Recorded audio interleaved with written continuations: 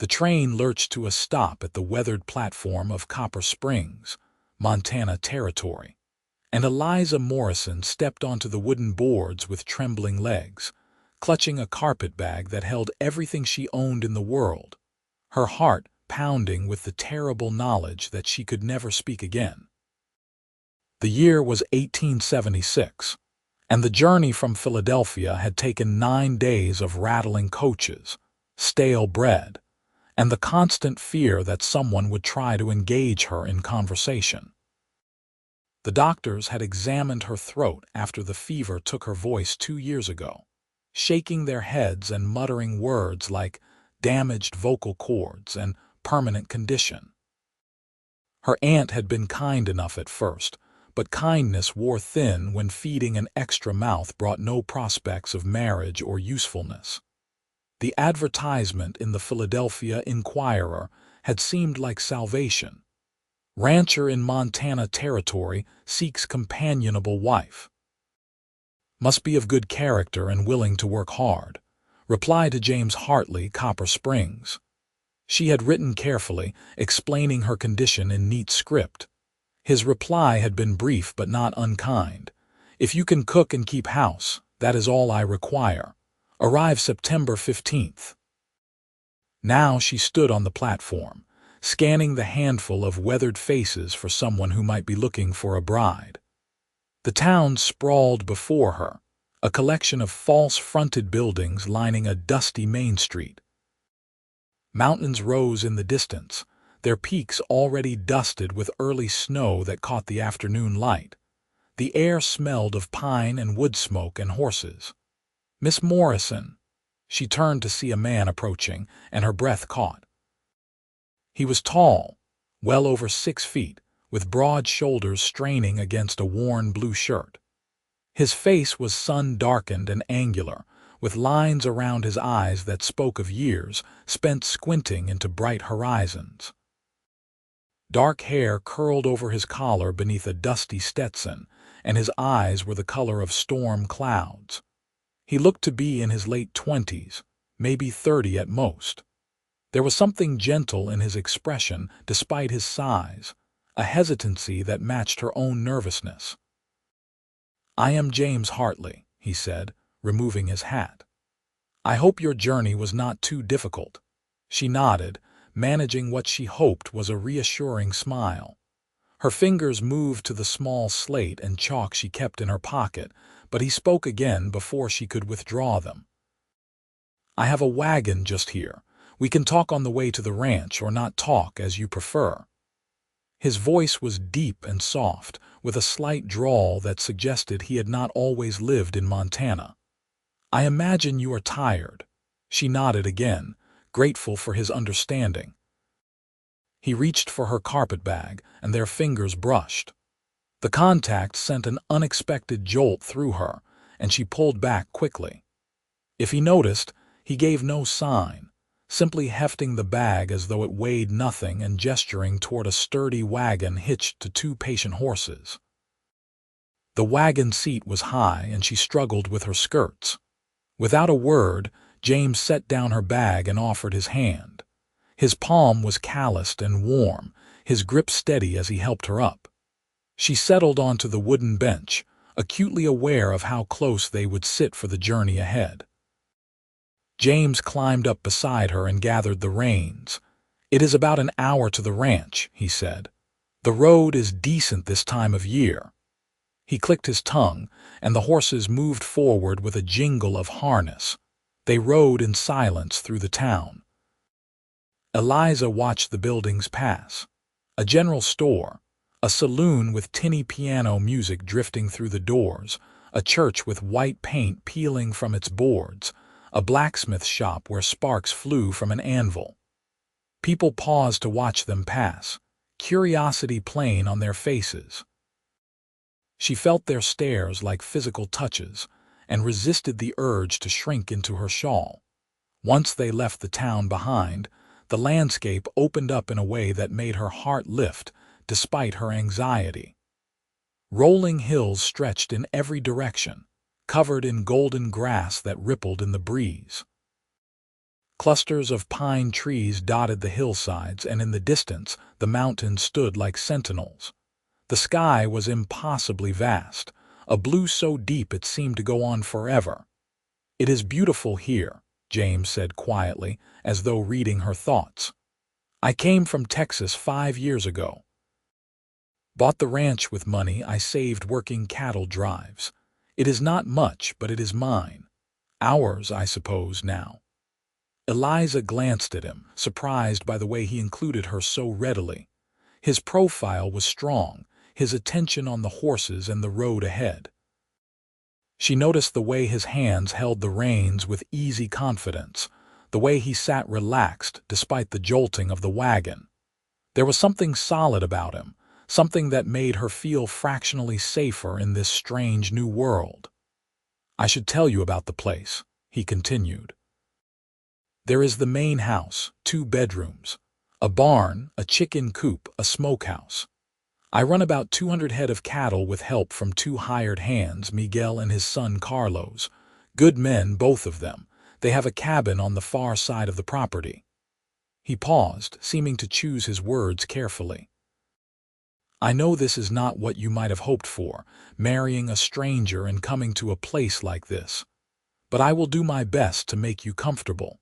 I do not expect anything except companionship and help with the house. The rest, well, we can sort out as we go." She wanted to tell him that she was grateful, that she had expected far worse, that his kindness already exceeded anything she had dared hope for. But the words stayed locked behind her useless throat, so she simply nodded and tried to convey understanding with her eyes. They crested a hill and James pulled the horses to a stop. "There," he said, and she followed his gaze. The ranch lay in a valley below, sheltered by hills on 3 sides. The house was modest but well built, constructed of logs with a stone chimney rising from one end. A porch wrapped around the front, and she could see rocking chairs placed to catch the view. The barn was larger than she expected, painted red with white trim. Corrals held horses, and cattle grazed in the pastures beyond.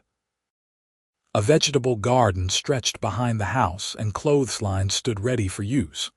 Smoke curled from the chimney, and the whole scene had an air of careful tending.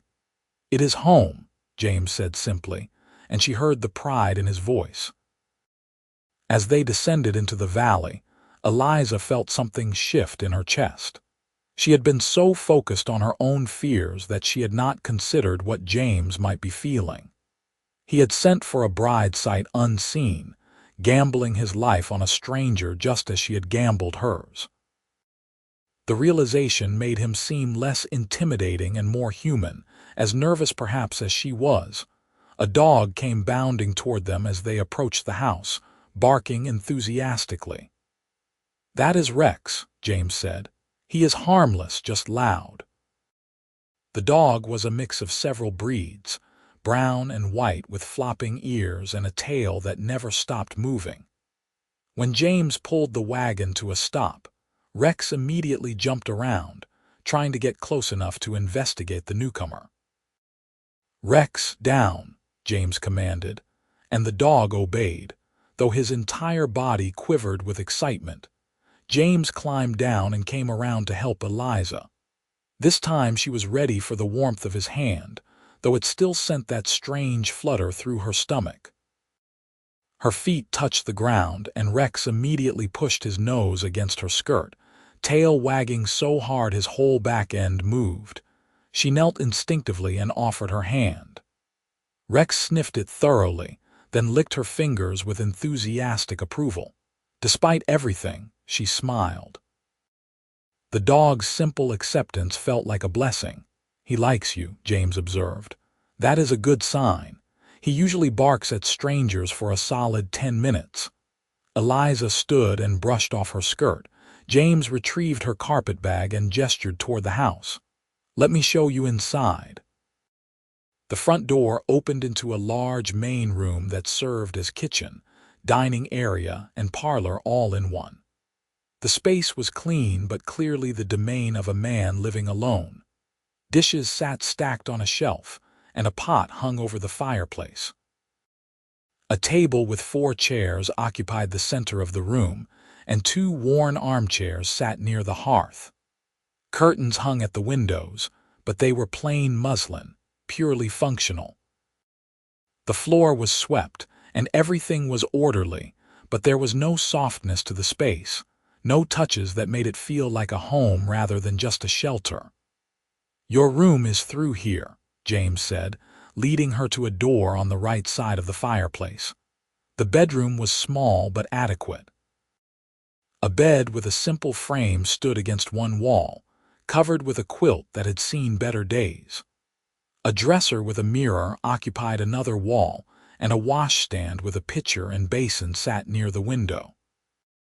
The window itself looked out over the valley, and late afternoon light streamed through the glass. "I know it is not much," James said, and she heard uncertainty in his voice. "I cleaned it best I could. Fresh sheets on the bed. There is water in the pitcher." She turned to him and smiled, hoping he could read the gratitude in her expression. It was more than she had expected, far more than her cramped corner of her aunt's house.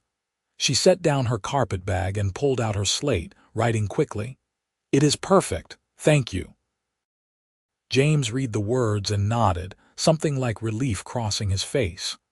"Good, I am glad." He cleared his throat. "I should let you rest. Supper will be in about an hour. Nothing fancy, just stew and biscuits. I'm not much of a cook, which is one reason I hoped for a wife, to be honest about it." She wrote again, "I can cook." "I am counting on that," he said with a slight smile that transformed his serious face. "My stomach has been looking forward to it for weeks." He left, closing the door behind him, and Eliza sank onto the bed. The mattress was surprisingly comfortable, stuffed with something that gave under her weight without being too soft. She looked around the room that would be hers, at least for now, and felt tears prick her eyes. She had been so afraid. Afraid of what kind of man would marry a woman who could not speak, afraid of what he might expect, afraid of being even more alone than she had been in Philadelphia. But James seemed kind, genuinely kind, and the ranch was beautiful in a stark, honest way. Maybe, just maybe, this would work. After washing her face and changing from her travel-stained dress into a simple blue calico, she ventured back into the main room. James stood at the fireplace, stirring a pot that sent savory smells into the air. He had removed his vest and rolled up his shirt sleeves, revealing forearms corded with muscle. He looked up as she entered. "I hope you like venison stew. I shot the deer 3 days ago, so the meat is still fresh." She nodded and moved to the table, unsure what to do.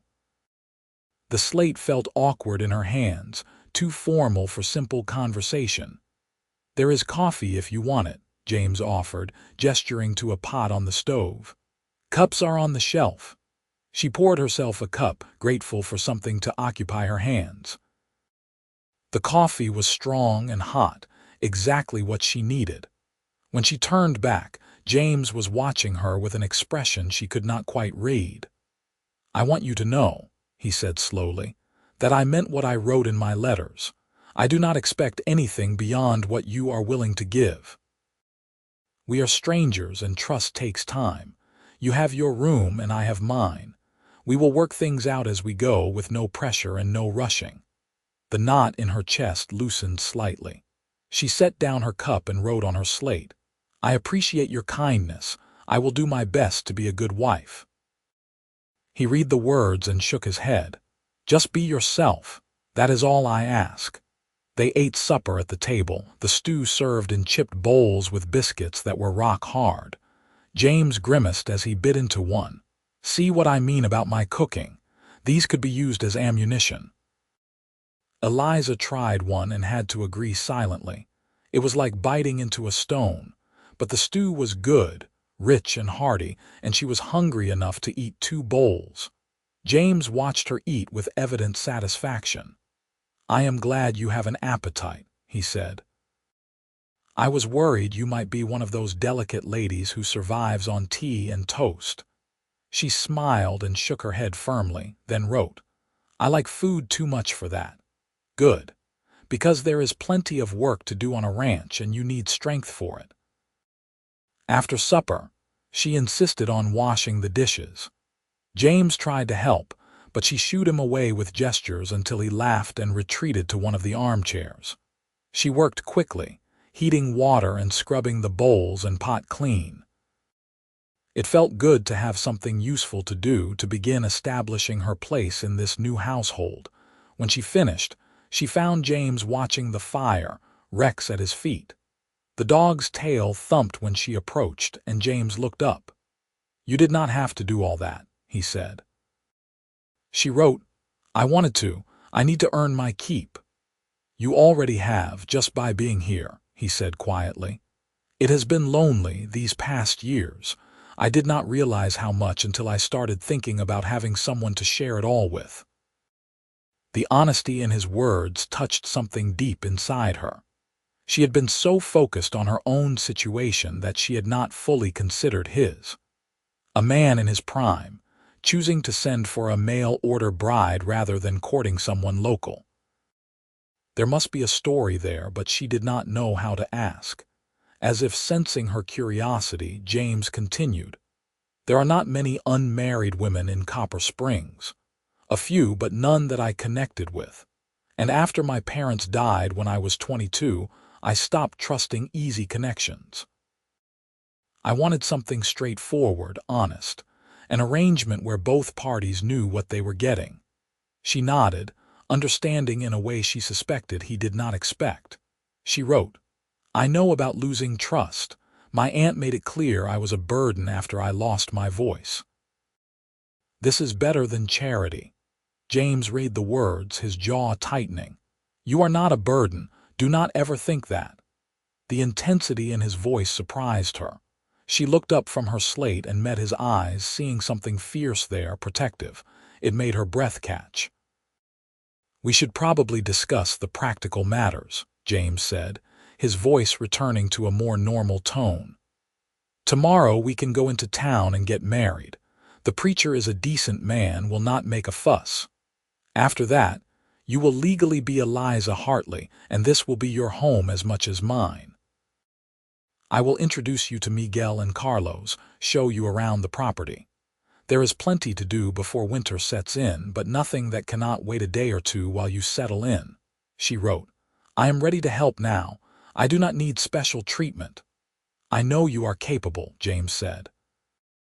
"But there is no harm in taking a breath first. You just traveled halfway across the country to marry a stranger. That deserves at least a day of adjustment." When she started to protest, he held up a hand. "I am not trying to coddle you. I am trying to be sensible. You will be more useful if you are rested and know your way around." She could not argue with that logic, so she nodded. They sat in companionable silence for a while, watching the fire burn down. Eliza found herself sneaking glances at James, trying to understand this man she had agreed to marry. He had a stillness about him, a quality of patience that she found soothing. When he moved, it was with purpose and economy, no wasted motion. She wondered what it would be like to be held by those strong arms, then blushed at her own thoughts. "You should get some rest," James said eventually. "Tomorrow will be a long day." She stood and wrote, "Good night, thank you again for everything." "Good night, Eliza, sleep well." She retreated to her room, closing the door and leaning against it. Her heart was racing, though she could not say why. Everything was going as well as she could have hoped, better even. James was kind and patient, the ranch was beautiful, and she had a chance at her real life here. So why did she feel so uncertain? She changed into her nightgown and climbed into bed. The sheets smelled like lye soap and sunshine, clean and fresh. Through the wall, she could hear James moving around in the main room, banking the fire and settling in for the night. The sounds were oddly comforting, the knowledge that someone else was near. Sleep came slowly. her mind too full of the day's events. But eventually, lulled by the unfamiliar sounds of the ranch and the exhaustion of travel, she drifted off. She woke to the sound of roosters crowing and sunlight streaming through her window. For a moment, she was disoriented, not recognizing her surroundings. Then memory flooded back and she sat up quickly. Her room was cold, the Montana morning crisp even in September. She dressed quickly in a brown wool dress and pinned her dark hair into a practical bun. When she emerged into the main room, she found the fire already blazing and James nowhere in sight. A note lay on the table in bold handwriting. "Gone to do morning chores. Coffee on the stove. Make yourself at home." She poured coffee and stood at the window, watching the sun climb over the eastern hills. The valley was bathed in golden light, and frost sparkled on the grass. It was stunningly beautiful, so different from the crowded streets of Philadelphia. The door opened and James entered carrying a bucket of milk. "You are up," he said, smiling. "I thought you might sleep later." She shook her head and gestured to the stove, raising her eyebrows in question. "Are you asking if you can make breakfast?" James interpreted. "Please, yes. There is bacon in the smokehouse, eggs in the basket by the door, flour in the tin. Whatever you can make has to be better than my attempts." She set to work with a sense of purpose. Cooking was something she knew, something she could do well. Soon the smell of frying bacon filled the house, and she had biscuit dough ready for the oven. James watched her work with open admiration. "You make that look easy," he commented. She smiled and cracked eggs into a pan, scrambling them with practiced efficiency. When everything was ready, she served it on tin plates and carried them to the table. James took a bite of biscuit and closed his eyes. Heaven. Pure heaven. If I had known you could cook like this, I would have offered twice what I did in the advertisement. She laughed silently, her shoulders shaking, and he grinned at her. Was that a laugh? I am going to count that as a laugh. They ate together, falling into an easy rhythm. James told her about the ranch, about the cattle they would need to bring down from the high pastures before the heavy snows came, about the hay that needed cutting and storing, about the repairs needed on the barn roof. "Miguel and Carlos handle most of the cattle work," he explained. "They are both excellent horsemen, and Carlos is only 19 but already knows more about ranching than I did at 25. Miguel has been working ranches since he was a boy in Mexico. They came north about 10 years ago looking for steadier work," she wrote. "I look forward to meeting them." "They will like you," James said with confidence. "Miguel especially. He has been after me to find a wife for 2 years now, says a house needs a woman's touch." After breakfast, they cleaned up together, then James hitched the wagon again. "Town," he said simply, "unless you want to wait." She shook her head firmly. The sooner they were legally married, the sooner she would truly belong here. The thought should have terrified her, but instead it felt right. The ride to Copper Springs passed quickly in the morning light. James pointed out landmarks and neighbors' spreads, giving her a sense of the area. They passed other ranches, some smaller than James's, some larger, all carved out of the vast landscape with determination and sweat. In town, James helped her down from the wagon and offered his arm. She took it, feeling the solid strength of him through his sleeve. They walked to the church, a small white building with a cross on the steeple. The preacher was a middle-aged man with kind eyes and a shock of white hair. "James," he greeted them warmly, "and this must be Miss Morrison." "She cannot speak," James said directly. "Fever damaged her vocal cords, but she can hear and understand everything." "The good Lord listens to the heart, not the voice," the preacher said gently. "Welcome, my dear. I am Reverend Thomas." Eliza smiled and nodded, grateful for his easy acceptance. The ceremony was simple and brief. 2 witnesses were pulled in from the street, a shopkeeper and his wife who seemed delighted to be part of the occasion. Eliza stood beside James in front of the altar, acutely aware of how tall he was, how his hand dwarfed hers when they were prompted to join them. "Do you, James William Hartley, take this woman to be your lawfully wedded wife, to have and to hold from this day forward, for better or worse, for richer or poorer, in sickness and in health, until death do you part?" "I do," James said clearly, his gray eyes steady on hers. "And do you, Eliza Ann Morrison, take this man to be your lawfully wedded husband, to have and to hold from this day forward, for better or worse, for richer or poorer, in sickness and in health, until death do you part?" Eliza nodded firmly, then realized that was not enough. She released James's hand long enough to pull out her slate and write, "I do." Reverend Thomas smiled. "Then, by the power vested in me by the Montana Territory and Almighty God, I pronounce you husband and wife. James, you may kiss your bride." James hesitated, clearly uncertain. Eliza took the decision away from him by rising on her toes and pressing a quick, chaste kiss to his cheek. His skin was warm beneath her lips, and she caught the scent of soap and leather. When she pulled back, his ears were red, but he was smiling. "Thank you," he murmured, so softly only she could hear. They signed the register, Eliza's hand shaking slightly as she wrote her new name for the first time. Eliza Ann Hartley. It looked strange on the page, foreign, but also full of possibility. The shopkeeper's wife insisted on giving her a small bouquet of late-blooming flowers. "Every bride needs flowers," she declared. "Congratulations, dear. James is a good man." They left the church as husband and wife, and Eliza felt something shift inside her. Whatever happened now, they were bound together for better or worse. The thought was both terrifying and oddly comforting. "We should get supplies while we are in town," James said. "Whatever you need for the house, just point it out." The general store was well stocked despite the remote location. Eliza moved through the aisles, selecting flour, sugar, dried beans, coffee, and various other staples.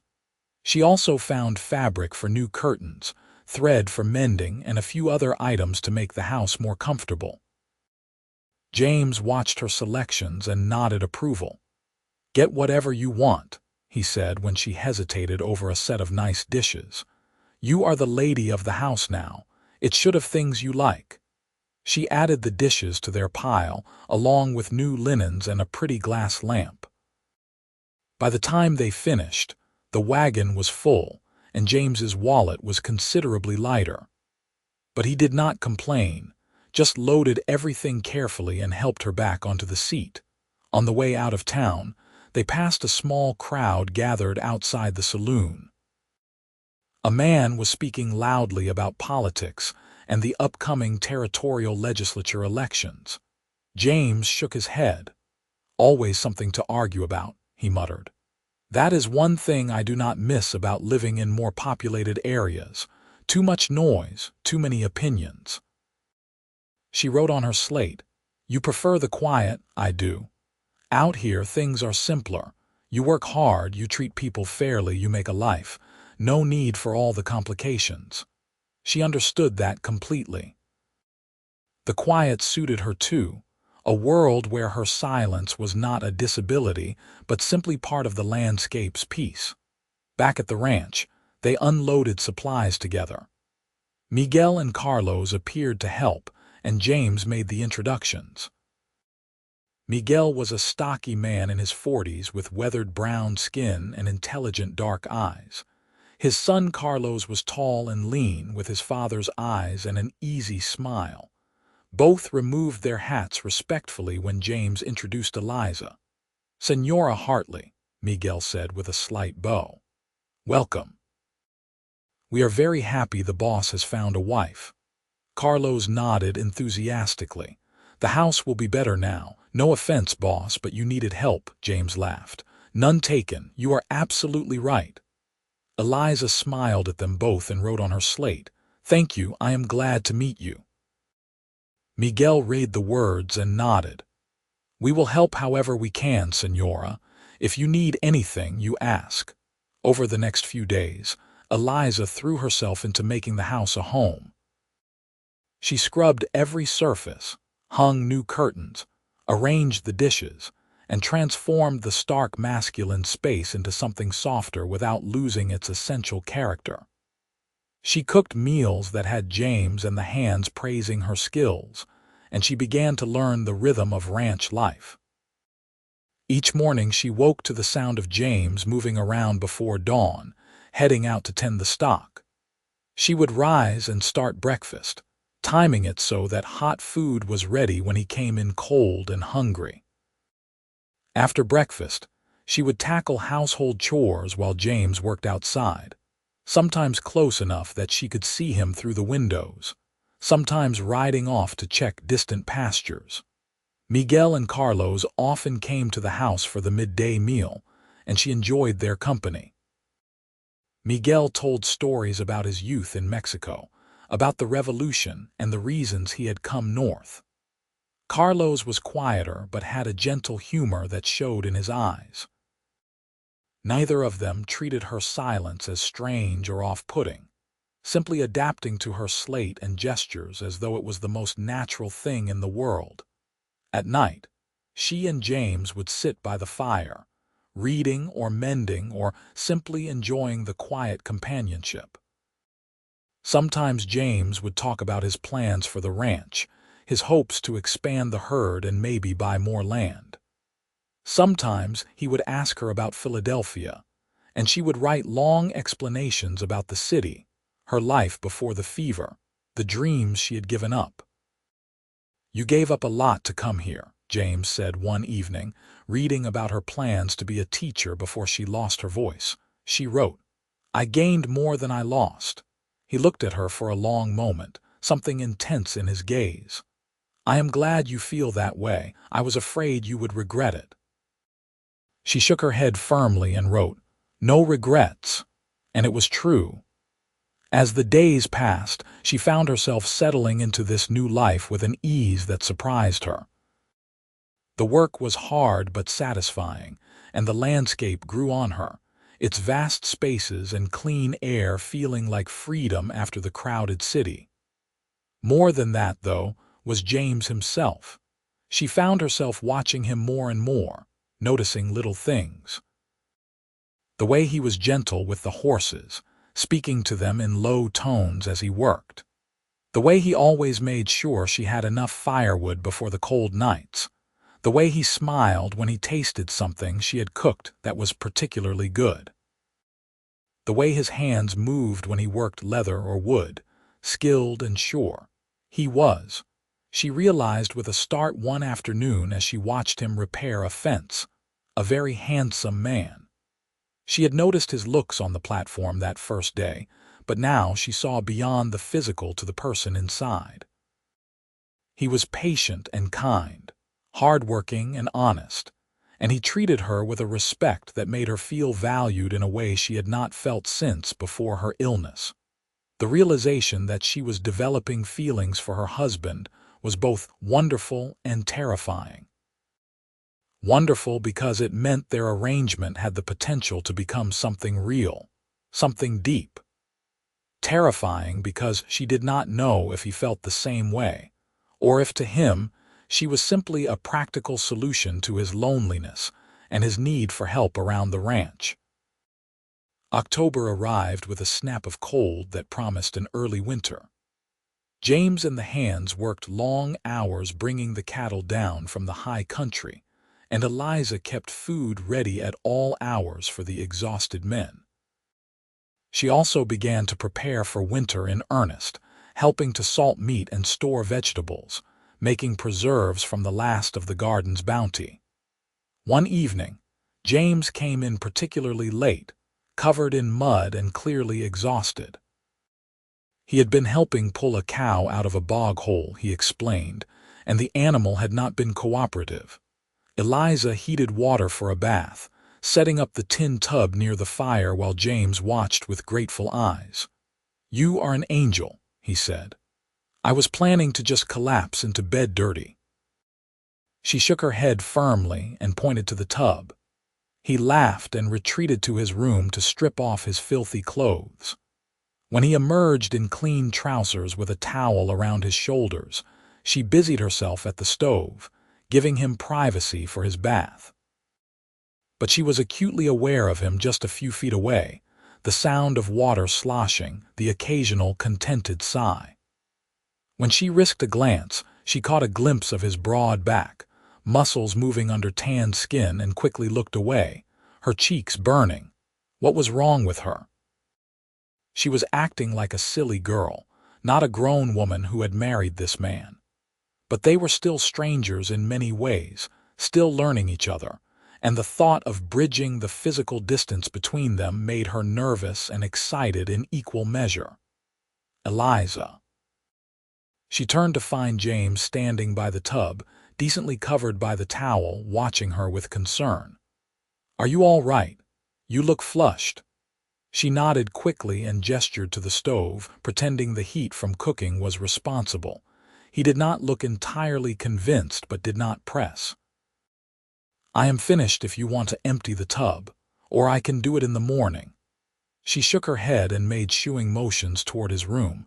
After he left, she emptied the tub bucket by bucket, carrying the water outside to dump. The cold air felt good on her heated face. When she came back inside, James had emerged in clean clothes, his hair still damp. "Thank you," he said. "That was exactly what I needed." She smiled and poured him coffee, setting out the dinner she had kept warm. He ate with evident pleasure, telling her about the day's work between bites. "Miguel thinks we will get snow within the week," he said. "I believe he is right. The sky has that look to it. We need to make sure everything is ready." She wrote, "What can I do to help? You have already done so much. But if you want to check that we have enough supplies to get through a bad spell, that would be helpful. Sometimes we get snowed in for days at a time. Need to make sure we have plenty of food, lamp oil, firewood." She nodded, already mentally inventorying what they had and what they might need. That night, lying in her bed, Eliza listened to the wind picking up outside and thought about the winter ahead. Weeks, maybe months, of being largely confined to the house and immediate surroundings, of long dark evenings with just James for company. The thought made her pulse quicken. She wanted more than their current arrangement. She wanted the right to reach for his hand without it being a formal gesture. She wanted to know what it would be like to be held by him, to sleep beside him, to be a wife in truth and not just name. But she did not know how to communicate that desire, did not know if it was welcome. The next day, she baked bread and pies, storing them in the cool cellar. She checked and rechecked their supplies, making a list of anything they might need. When James came in for midday dinner, she showed him the list. "Looks thorough," he said. "We can make another run to town tomorrow, stock up on anything we are missing. After that, we should be set."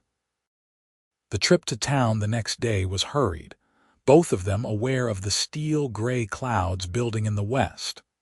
They loaded the wagon quickly and started back, James urging the horses to a faster pace than usual.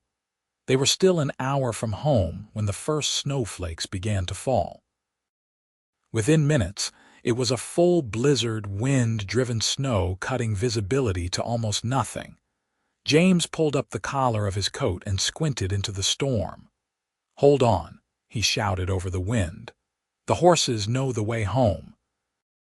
Eliza huddled into her shawl, which was woefully inadequate for this kind of weather.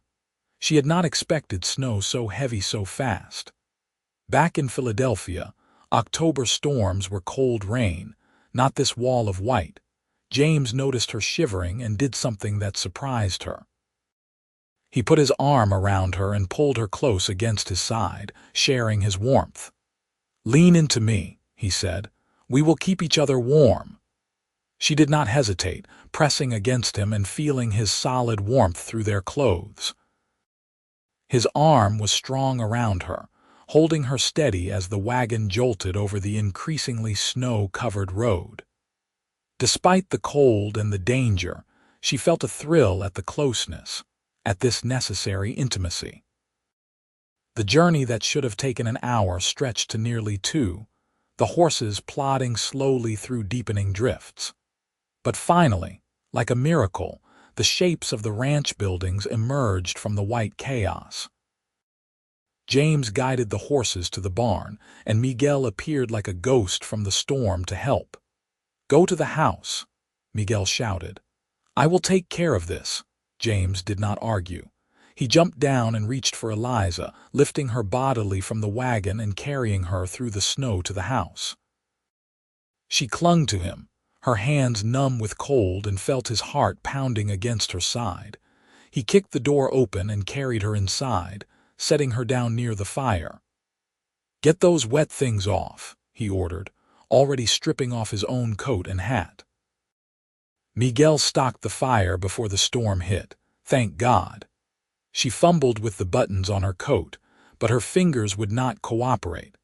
James saw her struggling and came to help, his own hands clumsy with cold but more functional than hers.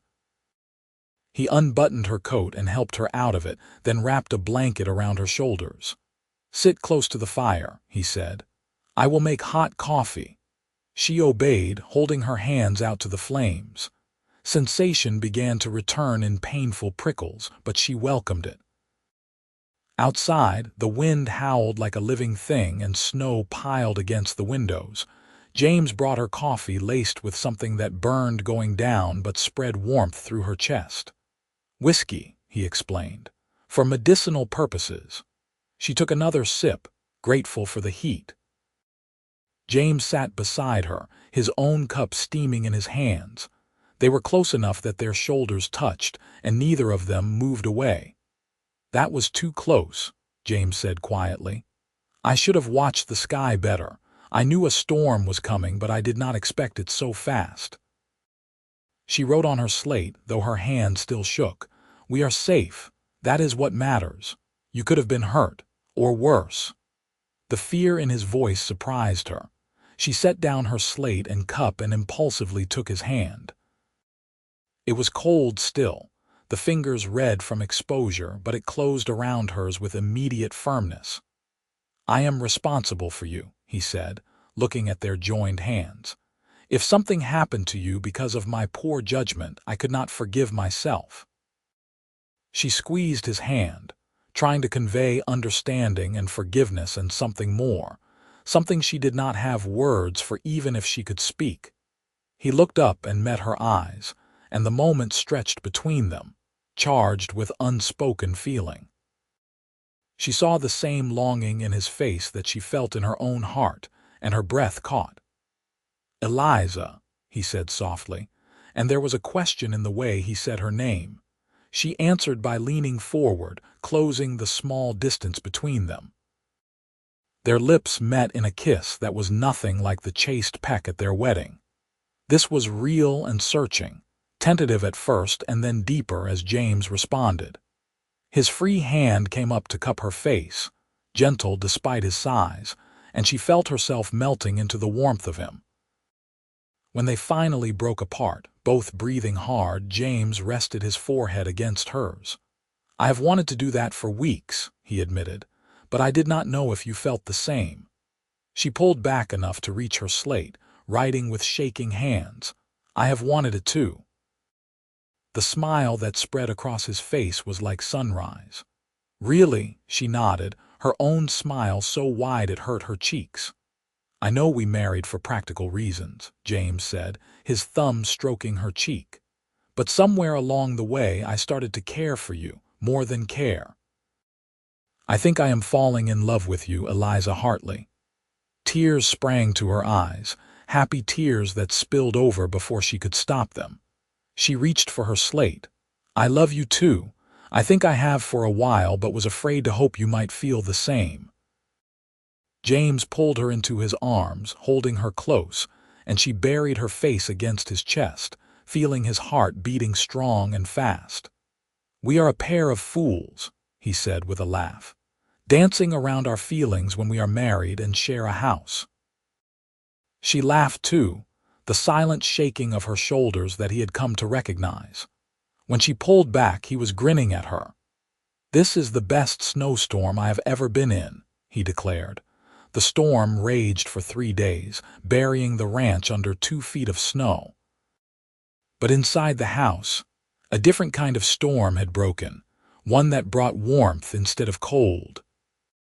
Eliza moved her belongings into James's room on the first night, and they lay together talking long into the darkness, communicating through her slate and his voice and touches that said more than words ever could.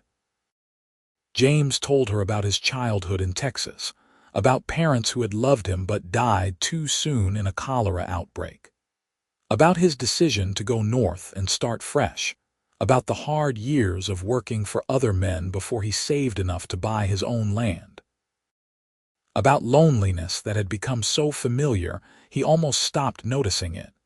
She wrote about her life before the fever, about her love of books and learning, about her dreams of teaching children to read, about the terror of waking up one day unable to speak, about the frustration of having thoughts and feelings with no voice to express them, about her aunt's growing impatience and the humiliation of being treated as defective. "You are not defective," James said fiercely, kissing her forehead. "You are perfect exactly as you are. Your silence does not diminish you. I have learned more from watching how you move through the world than I learned from years of conversation with other people." His words healed something in her that had been broken for 2 years. She had thought losing her voice meant losing herself, but James saw her, truly saw her, and valued what he found. Their physical relationship developed naturally, tenderly. James always careful to make sure she was comfortable and willing. He was a gentle lover, despite his size, attentive and patient, and she found joy in the intimate connection they forged. It was not the cold, practical arrangement she had feared when she answered his advertisement, but something warm and real and beautiful. When the storm finally broke, they emerged into a world transformed by snow. Everything was white and clean and sparkling under a brilliant blue sky. Miguel and Carlos dug out the paths, and work resumed with the animals to make sure they had survived the storm. Life settled into a new rhythm, one that included shared smiles across the room, stolen kisses when no one was looking, and nights wrapped in each other's arms. Miguel noticed the change immediately and grinned at James. "About time, boss," he said. "A man needs more than a cook and a housekeeper." James just smiled, not bothering to deny it. As winter deepened, they were increasingly confined to the house during the worst weather. But Eliza did not mind. She taught James to play card games using her slate to keep score. He taught her to identify animal tracks in the snow. They read together in the evenings, sometimes from the same book, his arm around her as she leaned against him. Christmas came, and Eliza baked treats that had everyone praising her skills. She had secretly sewn James a new shirt from fabric she had bought on one of their town trips, working on it only when he was outside. He gave her a beautiful shawl he had ordered from a catalog, soft wool and deep blue that brought out her eyes. "You have made this house a home," he said as they sat by the fire on Christmas evening. "You have made my life full in a way I did not know was possible. I love you, Eliza." She kissed him instead of writing a response, showing him with actions what her voice could not say. January was brutally cold, with temperatures dropping so low that water froze almost instantly. James and the hands worked to keep the animals alive, breaking ice and hauling feed through the deep snow. Eliza kept the house warm and food ready, worried every time James went out into the bitter cold. One particularly harsh night, James came in half frozen, his face gray with cold. Eliza gasped when she saw him and immediately sprang into action, getting him out of his frozen clothes and into warm blankets. She heated rocks to put at his feet and made him drink hot broth, her hands shaking with fear. "I am all right," he tried to reassure her, but his teeth were chattering so hard he could barely speak. She held him close, sharing her warmth, and silently vowed to never take for granted another day with this man who had become her whole world. By February, they were all suffering from cabin fever.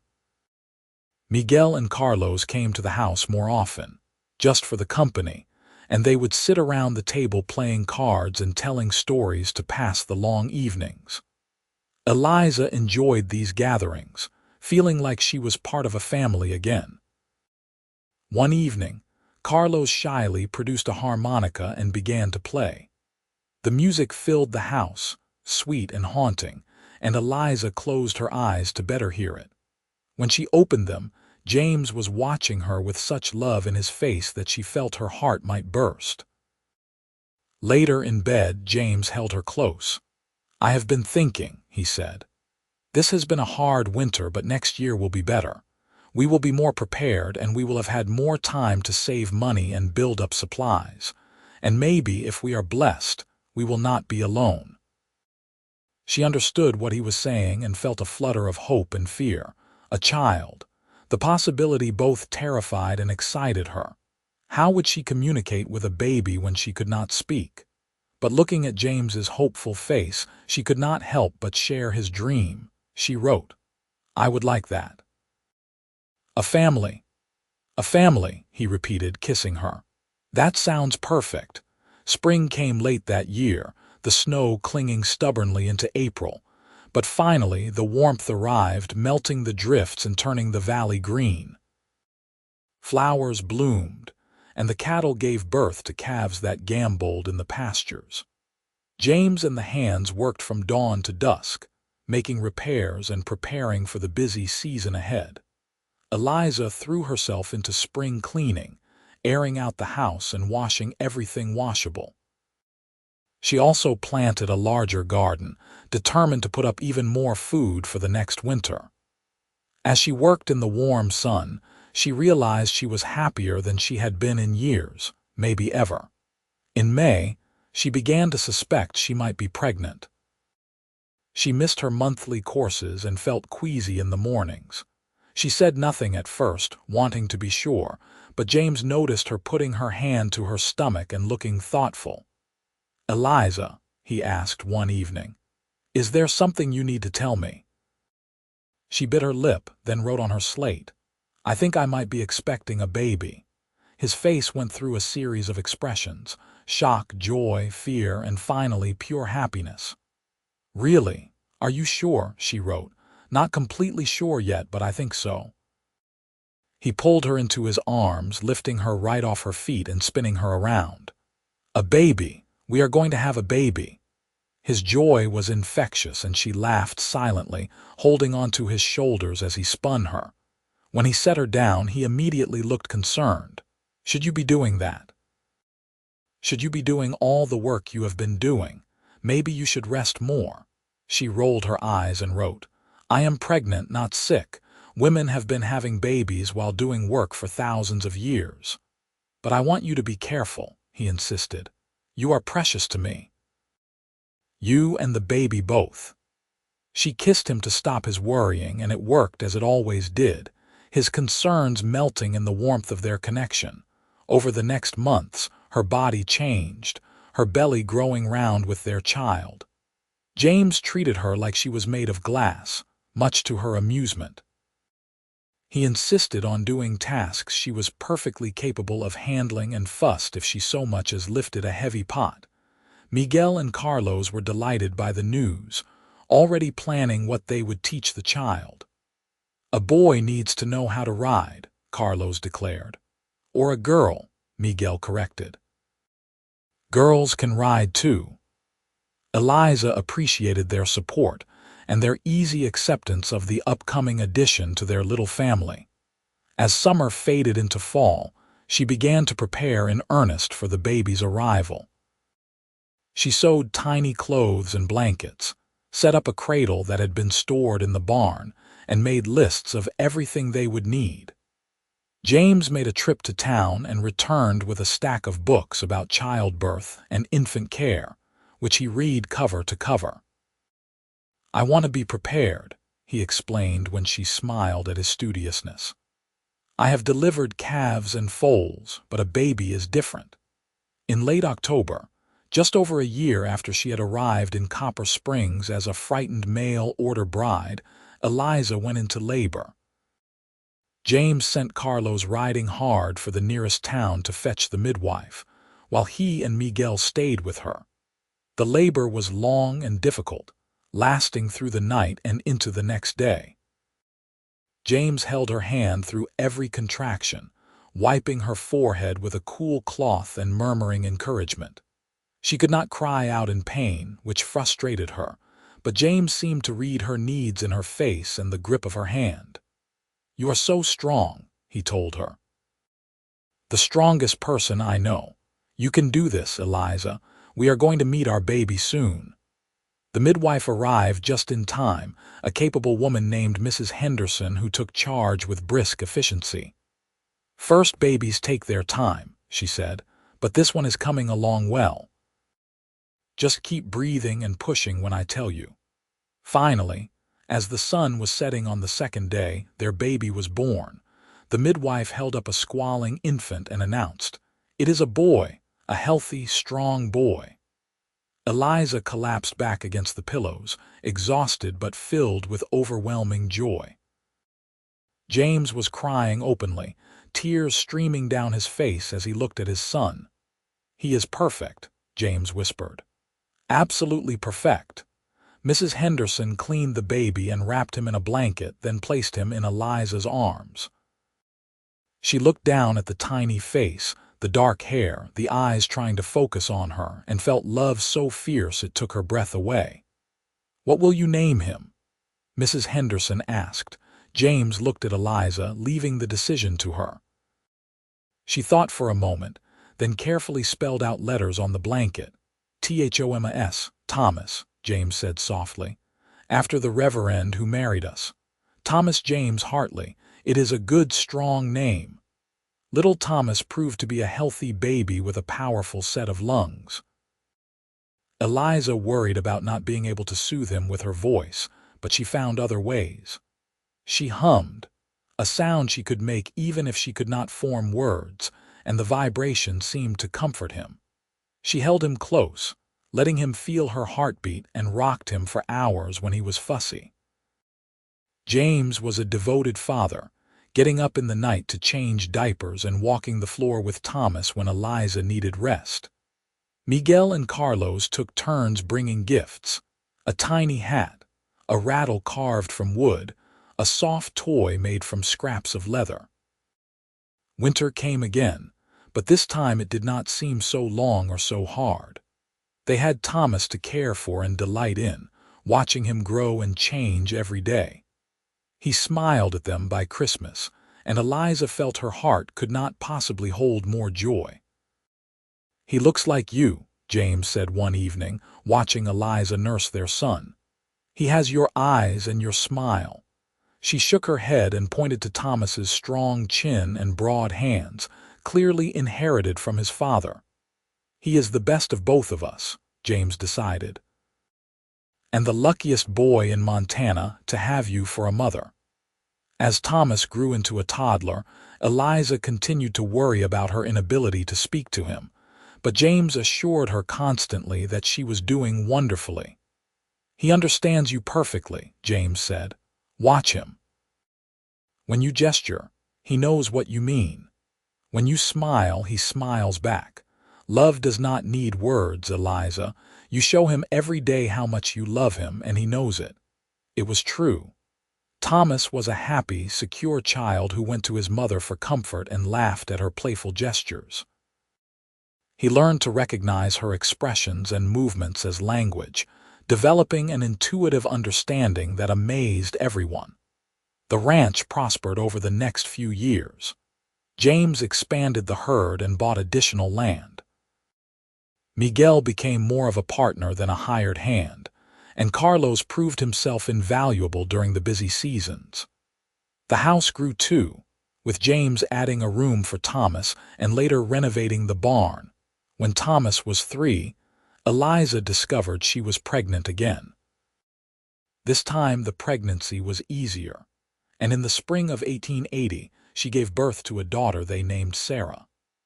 The little girl had her father's gray eyes and a calm temperament that was a stark contrast to her energetic brother. Life fell into a new rhythm with 2 children to care for. Eliza was busier than ever, but she had never been happier. James was a wonderful father, patient and playful, teaching Thomas to ride and helping Eliza with Sarah's nighttime feedings. One evening, when Thomas was 4 and Sarah was just a few months old, they sat on the porch watching the sunset. Thomas played at their feet and Sarah slept in Eliza's arms. James put his arm around his wife and pulled her close. "You ever think about that day on the train platform?" he asked. "When you stepped off looking so scared," she nodded, remembering the terror and uncertainty of that moment. "I was scared too," he admitted. "I had no idea what I was doing, sending for a bride I had never met, but it was the best decision I ever made. You have given me everything, Eliza. A home, a family, love. I wake up every day grateful that you took a chance on me." She set down her slate, which had been resting on her lap, and wrote, "I am the grateful one. You gave me a place to belong when I thought I had none. You loved me not despite my silence, but including it, seeing me as whole when I felt broken. You gave me this beautiful life." He read her words and kissed her, gentle and sweet. "We gave it to each other," he said. "That is how marriage works, I think, each giving to the other until you cannot tell where one ends and the other begins." Thomas looked up from his playing. "Papa, why does Mama not talk?" It was not the first time he had asked, but each time it required an answer. James picked up his son and settled him on his lap. "Your Mama cannot speak with words because she was sick once and it hurt her throat, but she talks in other ways. She smiles, she writes, she uses her hands." "And you understand her perfectly, do you not?" Thomas nodded thoughtfully. "I like how Mama talks. She listens better than anybody." James laughed and hugged his son. "You are right about that. She is the best listener in the world." As the children grew, Eliza taught them to read and write, passing on her love of learning. She was the teacher she had always dreamed of being, even if her classroom was just the kitchen table and her students were her own children. James built shelves for books, and they collected volumes whenever they went to town, building a library that was the envy of their neighbors. More children came. Another son, Jonathan, born in 1882, and a final daughter, Emma, in 1885. The house was full of noise and life, and Eliza moved through the chaos with calm efficiency, somehow managing to keep everyone fed, clothed, and loved.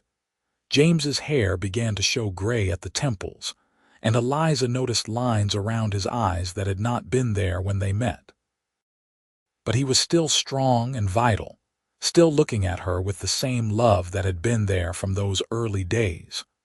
One afternoon in the summer of 1888, Eliza stood in the garden, now 12 years older than the frightened young woman who had stepped off the train.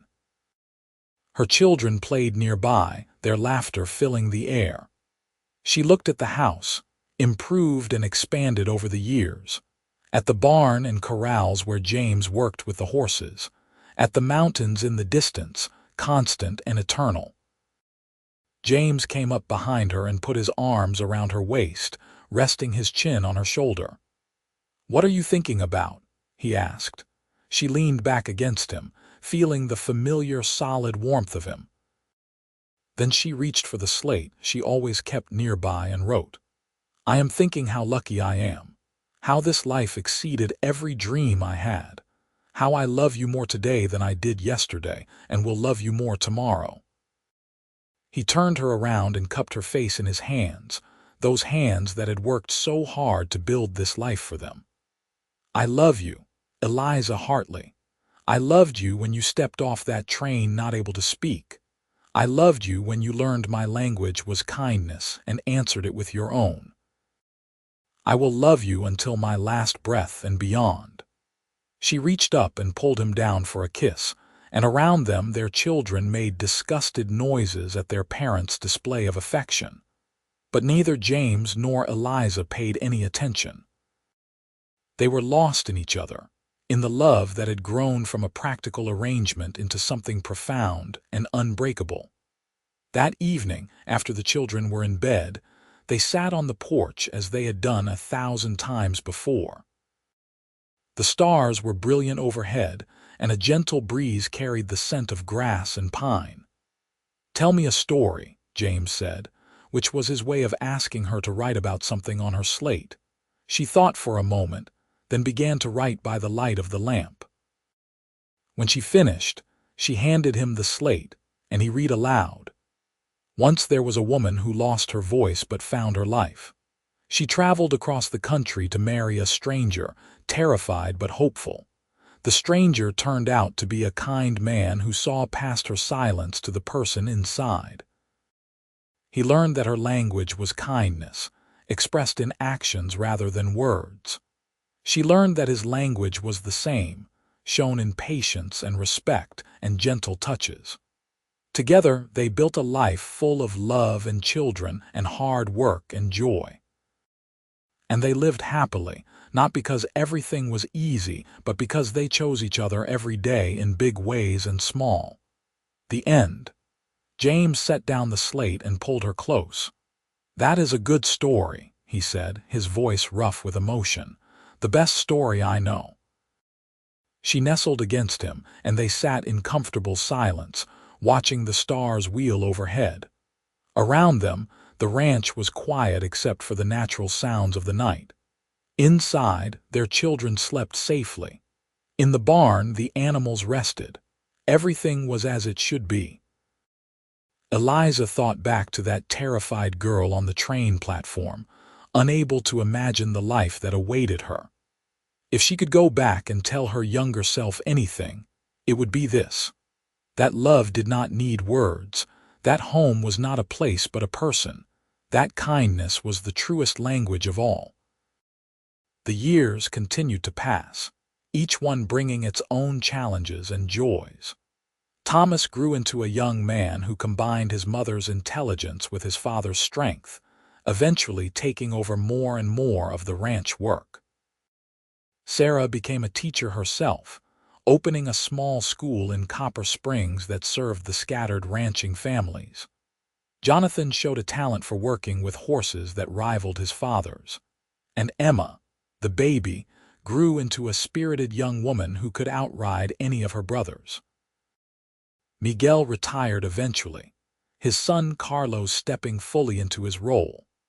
But the old man stayed in his cabin on the ranch, coming to the house for meals and to spoil the grandchildren who began to arrive as the Hartley children married and started families of their own.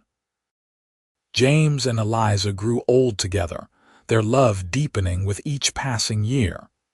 They developed the shorthand of long married couples, able to communicate with a glance or a touch. James could read her expression so well that he often answered questions she had not yet written, and she knew his moods and needs as well as she knew her own. On their 25th wedding anniversary, their children threw them a party. The house was full of people, all the neighbors and friends they had made over the years. There was music and dancing, food and laughter. Reverend Thomas, now quite elderly but still serving the community, raised a toast. "To James and Eliza Hartley," he said. "Two people who proved that the strongest bonds are not formed by words but by actions, by kindness shown day after day, by love that perseveres through every trial. May you have many more years together.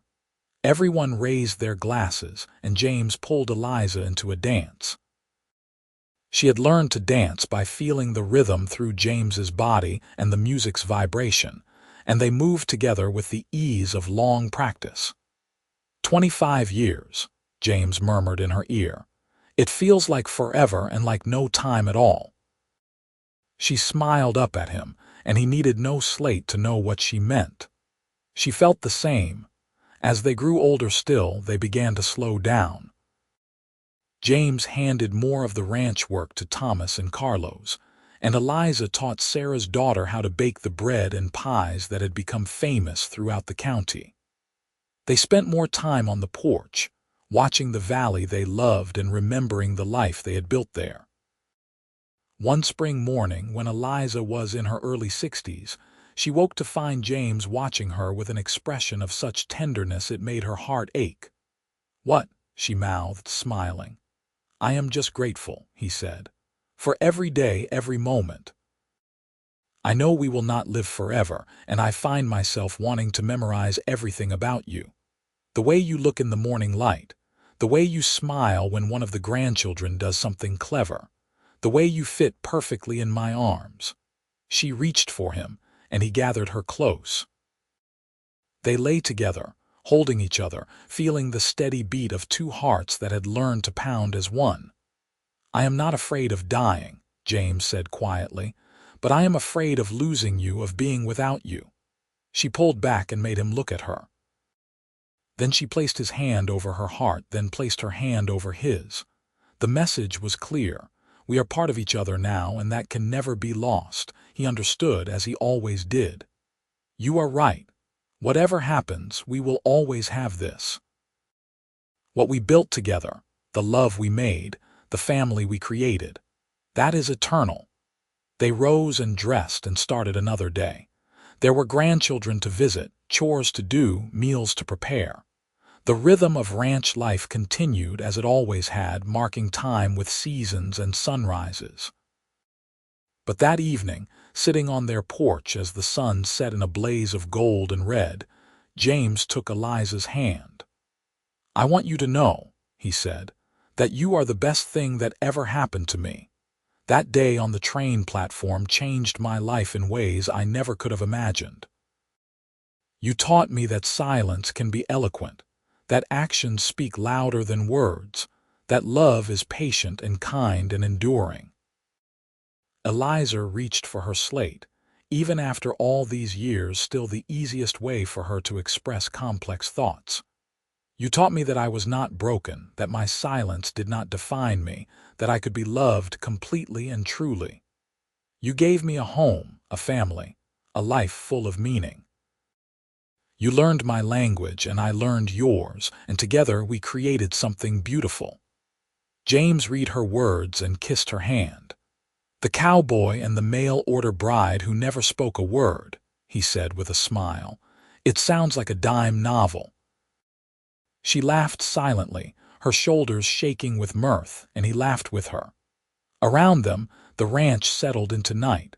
Lights glowed in the windows of the houses where their children lived with their families. Cattle lowed in the distance. The mountains stood silent watch as they had for millions of years, and would for millions more. "Come inside," James said finally. "It is getting cold." They rose together, moving with the stiffness of age but hand in hand as they had been for decades. Inside, the house smelled of the bread Eliza had baked that morning and the coffee that was always on the stove. The fire crackled in the hearth, and the chairs they had worn smooth with years of use waited for them. They settled into their evening routine, comfortable and familiar. James read aloud from the newspaper while Eliza knitted a blanket for the newest great-grandchild. Every so often, they would look at each other and smile, needing no words to communicate their contentment. Later, in bed, James held Eliza close. "Thank you," he whispered into the darkness. She squeezed his hand in response, and he knew she was saying thank you back. Thanks for the life they had shared, the love they had built, the years of joy and sorrow and everything in between. They fell asleep in each other's arms as they had done for over 30 years, two people who had started as strangers and become one. The seasons continued their eternal cycle, and the Hartley Ranch continued to prosper under the care of the next generation. James and Eliza lived to see great-grandchildren born, to celebrate golden wedding anniversaries for their own children, to watch the world change in ways they never could have imagined when they first met on that train platform in 1876. But no matter how much the world changed, one thing remained constant: their love for each other. It was there in the way James still helped Eliza with her coat, even when his hands were gnarled with arthritis. It was there in the way Eliza made his favorite pie on his birthday, even when cooking exhausted her. It was there in every glance, every touch, every moment they spent together. On a warm summer day in 1910, when Eliza was 68 and James was 73, they sat on their porch surrounded by their family. 4 children, 12 grandchildren, and 6 great-grandchildren filled the yard, their laughter and voices a testament to the life James and Eliza had created together. Thomas, now a dignified man in his 40s with gray in his hair, stood to make a speech. "We are gathered here today to celebrate not just our parents' birthdays, but their love. They have shown us what marriage should be: patient, kind, enduring. They have taught us that communication is about more than words, that love is shown in actions, that family is everything." Everyone applauded, and James and Eliza looked at each other with tears in their eyes. This was their legacy, these people, this love that had multiplied and spread like ripples in a pond. That night, after everyone had gone home, James and Eliza sat alone on the porch once more. The stars were brilliant, just as they had been on their first night together as husband and wife. "Did you ever imagine this?" James asked, gesturing to encompass everything. The ranch, the family, the life they had built. Eliza shook her head, then picked up her slate. "I imagined surviving." "You gave me a life worth living." "We gave each other that," James corrected gently. "I was just existing before you came. You taught me what it meant to truly live, to truly love." They sat in silence, holding hands, watching the stars. Somewhere in the distance, a coyote howled, and the mountains stood silent and eternal against the night sky. "I am tired," James admitted finally. "But it is a good tired, the kind that comes from a life well lived." Eliza nodded, feeling the same weariness. They were old now, their time together in this world growing shorter. But she was not afraid. They had loved well and lived fully, and their legacy would continue through their children and grandchildren and great-grandchildren. They went inside, moving slowly but still together. As they prepared for bed, they followed routines established over decades. James banking the fire while Eliza laid out their nightclothes, both of them moving around each other with the easy familiarity of a lifetime shared. In bed, James pulled Eliza close and she rested her head on his chest, listening to the steady beat of his heart. It was slower than it once had been, but still strong, still reliable. "I love you," James whispered. "Today, tomorrow, always." She squeezed his hand 3 times, their private code for "I love you too." They fell asleep like that, wrapped in each other's arms, 2 souls who had found each other across the miles and the years and built something that would outlast them both. Years later, when both had passed on to whatever lay beyond this life, their gravestones stood in the small cemetery on the hill overlooking the ranch. It was a simple marker, with both their names and dates, and an inscription that Thomas had chosen: James and Eliza Hartley. Their language was kindness, their legacy love. The ranch continued, passed down through the generations, each one adding their own chapter to the story that began on that September day in 1876, when a frightened young woman stepped off a train and into the arms of destiny. but on quiet evenings when the wind blew just right and the stars shone bright, it was said that you could sometimes see two figures on the porch of the old house, sitting close together, hand in hand, watching over the valley they had loved. A tall cowboy and a silent woman who had learned to speak volumes without saying a word, their love eternal and unbreakable, their story one for the ages. And in the hearts of their descendants, in the kindness they showed to strangers and the love they gave to their own families, James and Eliza lived on, their greatest lesson remembered and passed down. That true communication comes from the heart, that love transcends all barriers, and that the best language of all is kindness, freely given and gratefully received. The mail-order bride who never spoke a word, and the cowboy who learned her language had created a legacy that would last forever. Proof that the strongest bonds are not formed by words but by actions, by choices made every day to love and be loved, to give and to receive, to build something beautiful from the raw materials of hope and courage, and two hearts willing to take a chance on each other. This was their story, and it was complete. From that first nervous meeting to the final peaceful days, from strangers to soulmates, from a practical arrangement to the deepest love, James and Eliza Hartley had lived a life that proved the power of kindness, the beauty of silence, and the enduring strength of love that needs no words to be understood. The sun set over the Montana Valley, painting the sky in shades of gold and pink and purple, just as it had done for countless years and would do for countless more. The ranch stood peaceful in the fading light, a testament to hard work and deep love. And somewhere in the space between earth and stars, two souls danced together, forever young, forever in love, forever bound by the unbreakable ties they had forged in life. Their story had ended, but their love never would. It lived on in every kind word spoken, every gentle touch given, every moment of understanding between two people who chose to see past surfaces to the heart within. James and Eliza Hartley had shown that love needs no voice, that the truest language is kindness, and that two people willing to bridge the distance between them can create something eternal. And that was their happily ever after. Not perfect, not without struggles, but real and deep and lasting. A love that had grown from uncertain beginnings into something that would inspire generations. A reminder that the greatest adventures often begin with a single step into the unknown.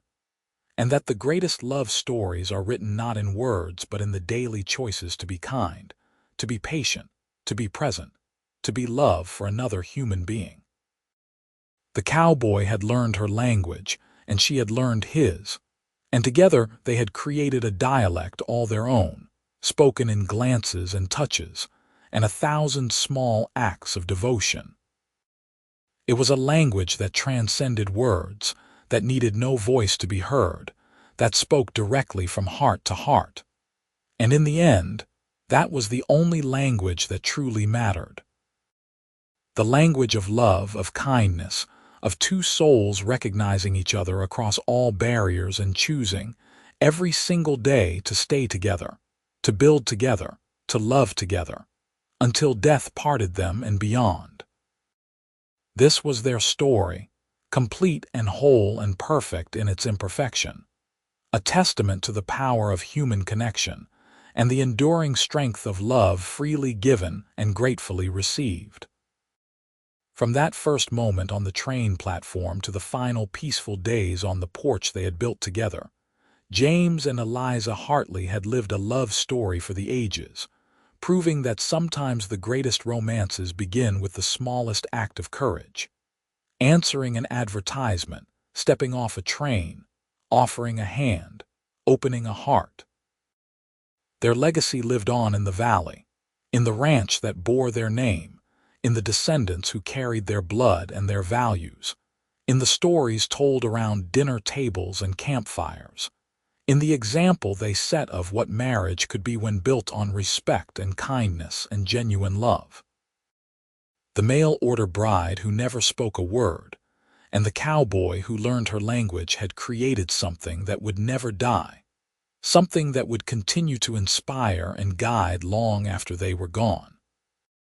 And as the last light faded from the sky and stars began to appear, one by one, the Montana Valley settled into night, peaceful and eternal, holding close the memory of two people who had loved well and lived fully, who had shown that silence can be eloquent and actions speak louder than words, who had proven that the truest communication comes from the heart and needs no voice to be understood. Their story was done, their journey complete, their love eternal. And in the gentle breeze that whispered through the valley, in the rustle of grass and the distant call of owls, in the very air itself, their presence remained, a blessing on the land they had loved and the people they had created, a reminder that love conquers all, that kindness is the greatest language, and that two hearts united can weather any storm and build something beautiful that will last forever. James and Eliza Hartley had lived and loved and left the world better than they found it. Their story had a beginning, a middle, and an end, but their love was infinite, stretching backward through memory and forward through legacy, touching everyone who heard their tale and inspiring them to speak their own language of kindness, to love without reservation, to see past surface differences to the eternal soul within each person. This was their story, and it was finished, and it was good. A life well lived, a love well loved, a legacy well earned. From the train platform to the grave and beyond, James and Eliza Hartley had shown the way, and their light continued to shine, guiding others toward their own happily ever afters, their own perfect loves, their own stories of courage and kindness and connection. The end had come, as it must for all stories, but what they had built together would never end. It lived on in every act of kindness, every moment of understanding, every love that transcended barriers. The mail-order bride and the cowboy had done more than build a ranch and raise a family. They had created a testament to the power of love, a proof that two strangers can become soulmates, that silence can speak volumes, and that the language of kindness is understood by all hearts. Their story was complete, their circle closed, their love eternal and unbreakable and perfect. And in the Montana Valley, under the endless stars, their legacy lived on, a light in the darkness, a hope for all who seek love, a reminder that the greatest adventures begin with courage, and the greatest love stories are written one kind act at a time. James and Eliza Hartley had lived and loved, and their story was done, finished completely with all threads tied and all questions answered and all hopes fulfilled. They had found each other against all odds, built a life together against all challenges, and loved each other until the very end and beyond. Their happily ever after was complete, whole, and perfect, a shining example of what love could be when two people chose kindness, chose patience, chose each other every single day. And now their story had reached its natural conclusion, every chapter complete, every scene played out, every word of their love story written and finished. They had lived fully, loved deeply, and left a legacy that would endure. The mail-order bride who never spoke a word and the cowboy who learned her language had completed their journey together. And their story, from beginning to end, was now told in full, a testament to love, kindness, courage, and the unbreakable bonds between two hearts that choose each other.